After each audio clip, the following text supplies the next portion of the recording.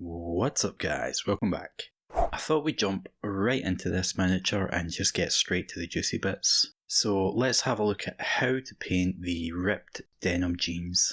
We're going to start off by creating a shadow tone, and for that I added a bit of Chimera red into some of this scale colour Caribbean blue. That will desaturate the colour slightly, just taking the edge off it so it's not so vibrant. We'll be able to use this as our mid-tone. To turn it into a shadow, we're going to take a little bit and mix in some more of the red and a touch of black, giving us this fairly dark reddish violet tone. Paint that onto the trousers of your figure. You can see I'm using a fairly big brush for this. That helps to both speed things up and also allows us to get a smoother coverage, as we'll be able to cover a larger area with fewer brush strokes. Apply this over a couple of thin layers to get a nice even application of the paint. Once you're happy with the coverage, take some of that blue mid-tone we made earlier and we'll apply it to the front part of each leg. Alright, so I swapped back to a smaller brush for this. I really needed more control to make sure that I didn't paint over the shadow areas. A smaller brush just makes things a bit easier. Being sure to leave that dark base tone intact in any of the deep recesses.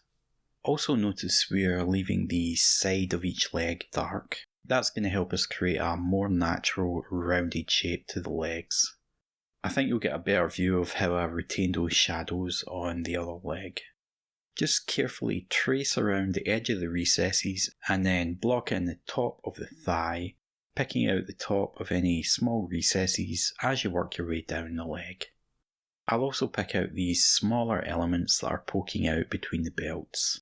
These areas are very small, so I'm doing this as carefully as I can, using the very tip of the brush. Taking even more care here at the top, as I really don't want to hit any of the finished skin. If you do mess up, you can wipe off the paint splashes with a second brush. Just make sure it's clean and slightly wet. I usually paint with a brush held in my mouth so that I can quickly grab it to correct any mistakes. Apply this over a couple of layers to get a nice strong coverage. Also, when you're applying the paint, try to get in the habit of testing it out on your thumbnail. Sometimes you find little tiny lumps or dust hairs from your palette that's trapped in the paint, and it's much better to leave those on your thumbnail than on the model. To continue, we'll make a roughly 1-to-1 mix of our mid-tone and shadow, giving us this intermediate tone between the two, and we'll thin that down to a thickish glaze consistency with a bit of clean water. Now the goal here is to soften out the edge of our highlight, and we do that by drawing this in-between colour up from the shadow towards the mid-tone. I mostly do this with stippling in order to create some surface texture. As we're painting denim here, we don't want a perfectly smooth effect. It's better to create some subtle noise or grain to simulate that iconic stonewashed finish. So all I'm doing here is gently tapping the surface using the very tip of the brush, thus applying small dots of paint. And we're going to target the area on and around the edge of our mid-tone, just where it joins with our shadow colour. And you're going to keep going until that obvious line fades out. It's a very effective way to create an interesting blend, and it's not as hard as you might first think. The key is to be patient and don't try to rush it. If speed is a factor, you can do this with a thicker paint. It will be a lot faster, but the result might not be as refined. So I generally prefer to do this with a slightly transparent consistency. That way I have more control over the transition as I can build it up over a few layers. It's also a lot harder to make catastrophic mistakes with this consistency, as your dots aren't going to be as immediately obvious. So if a few go in places they weren't supposed to, it's not going to be a big deal as they'll be harder to see anyway. Once you're happy with the transition, you can move on to creating your highlights. For that, I took some of this scale colour spring green and mixed it with some white to lighten it. Once I had that, I added some into the blue midtone, making it noticeably brighter.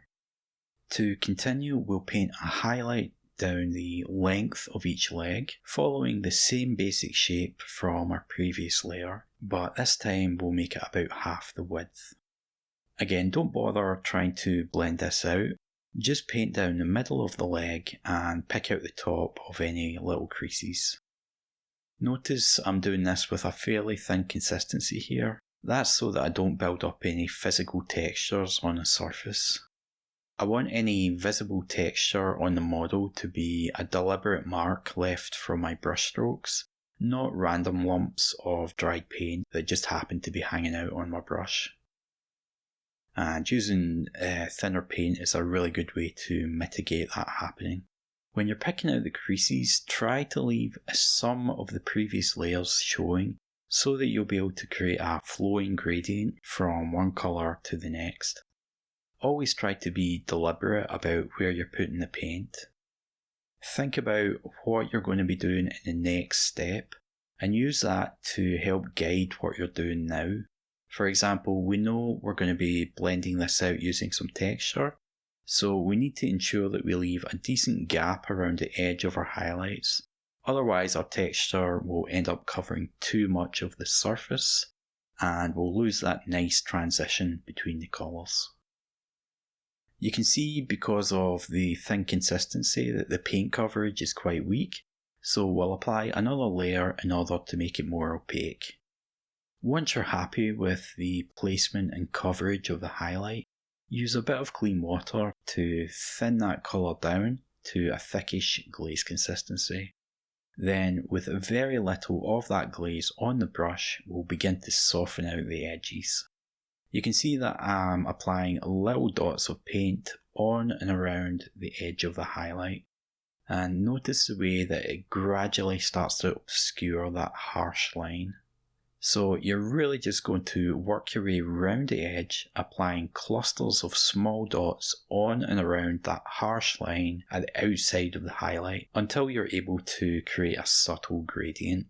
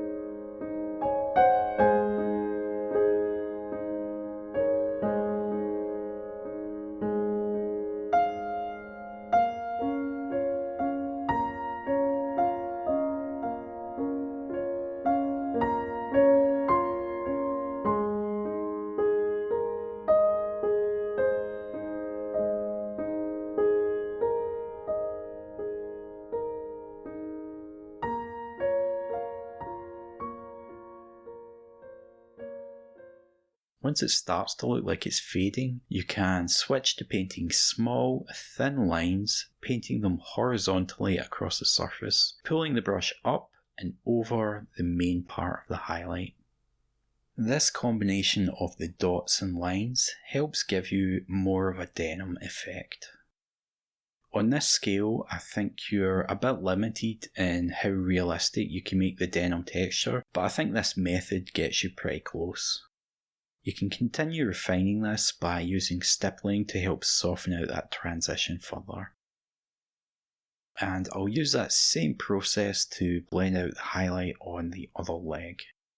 Employing stippling to create that initial softening effect, then switching to painting thin lines to get more of a stitched denim texture, and then finishing things off with some more stippling in any areas where the blend needs a bit more work.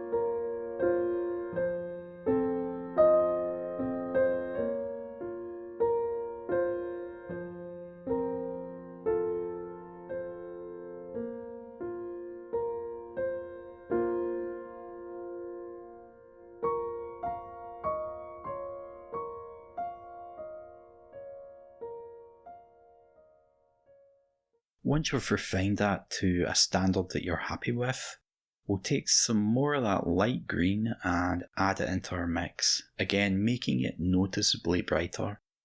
This time, instead of blocking our highlight in and then blending it out, we'll use this to apply texture directly to the surface.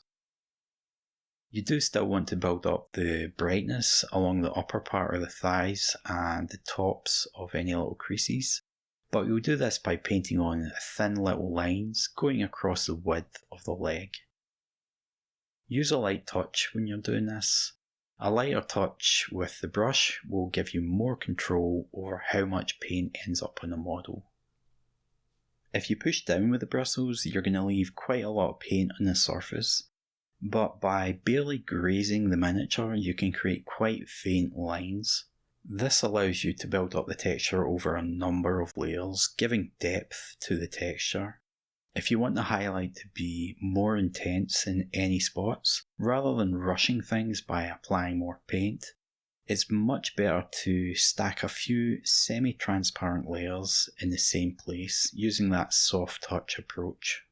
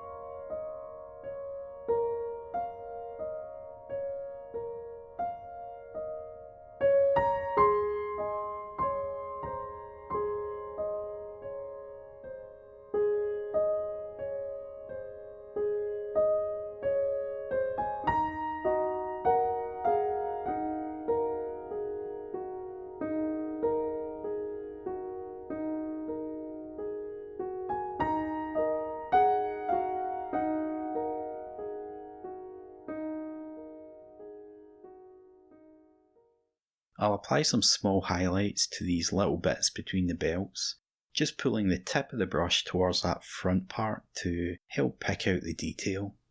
It is quite tricky to hit, but a nice brush with a good point is going to help quite a lot. Same idea for the small piece at the top, I just need to be really careful not to hit the belly.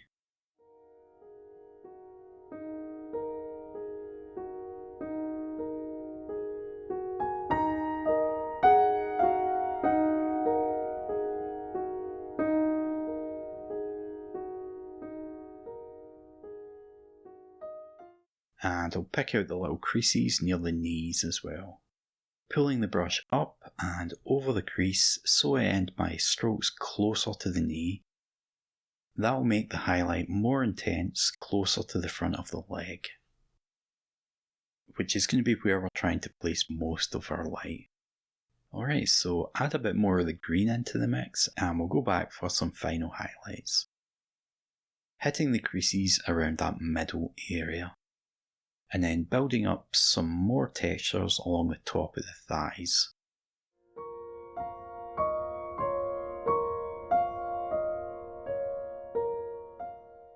And the same down here at the knee.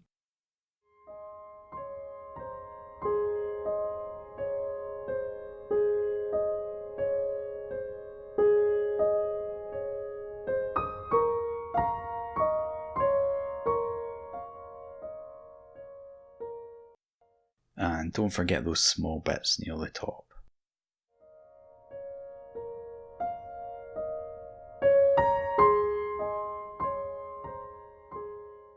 If you mess up and leave too much paint, you can quickly wipe off any excess with a second brush.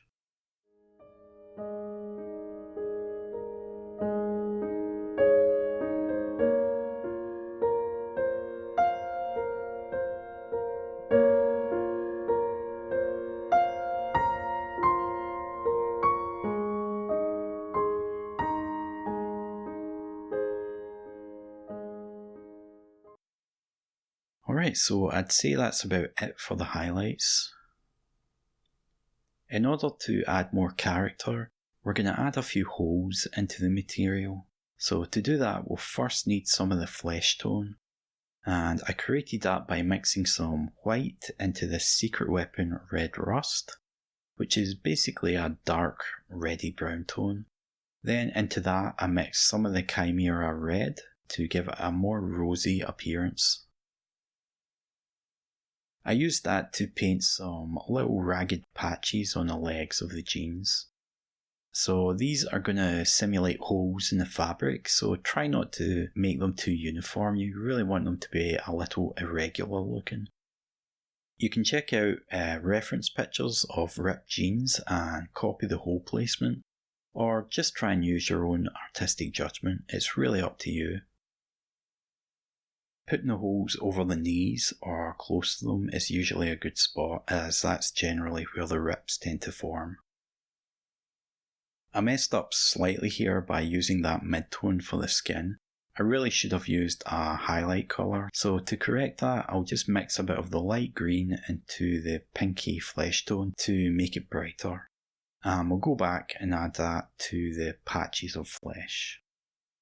So when I was doing this, I tried to get fancy here and leave a little space around the side so that I could blend it out and have a slight gradient into the skin highlight. But there really wasn't enough surface area for that, so I was basically just spinning my wheels here. I should have just blocked in the highlight colour and forgot about trying to blend it out into the mid-tone. To continue, we'll take some of our original shadow tone and we'll use that to carefully trace along the upper edges of the little flesh patches. So the idea here is to create a sunken effect, making the flesh appear to be underneath the fabric. And we do that by placing a shadow anywhere the fabric would be overhanging the flesh.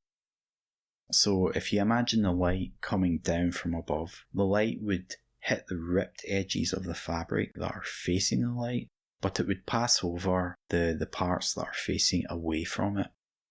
And you simulate that by putting a shadow along those edges that are facing away from the light.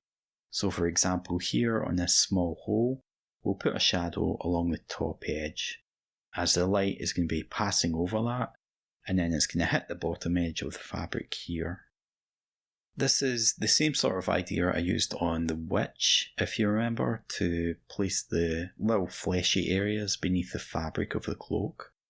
So I'll do that again on this one near the top, just placing a shadow along that top edge of the hole. To continue, we're going to take that brightest highlight colour for the jeans, and this time we'll highlight the lower edges where the light would be hitting. This is going to give our holes a 3D effect and should result in a fairly convincing illusion that the skin is below the fabric. Just try to keep these highlights small using the tip of the brush to create a fine line on the very edge of the fabric. As these holes are meant to be rips in the jeans, I thought it would be a nice touch to add some little threads across some of the holes just to add some extra detail. So for that, all we do is carefully paint horizontal lines spanning the width of the holes, using some artistic license to decide where to put them.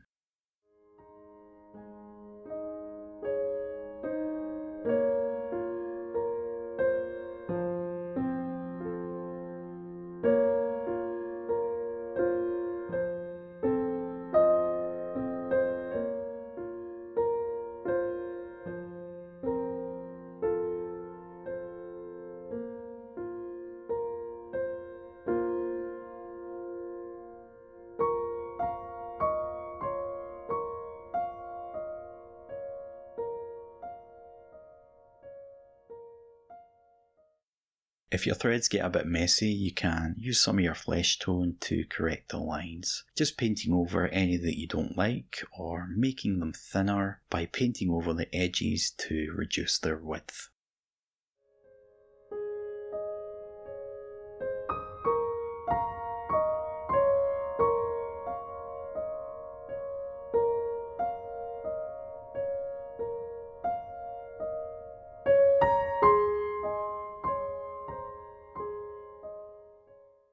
Alright, so I think I might add a couple smaller lines just at the top there.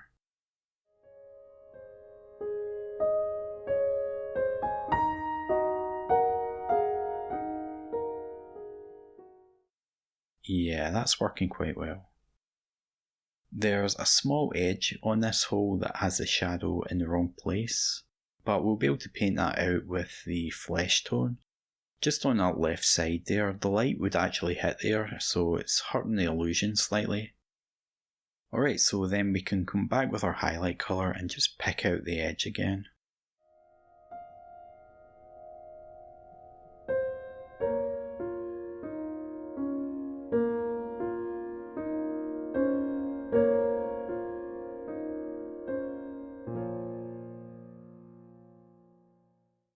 And then a small correction over here on the other side.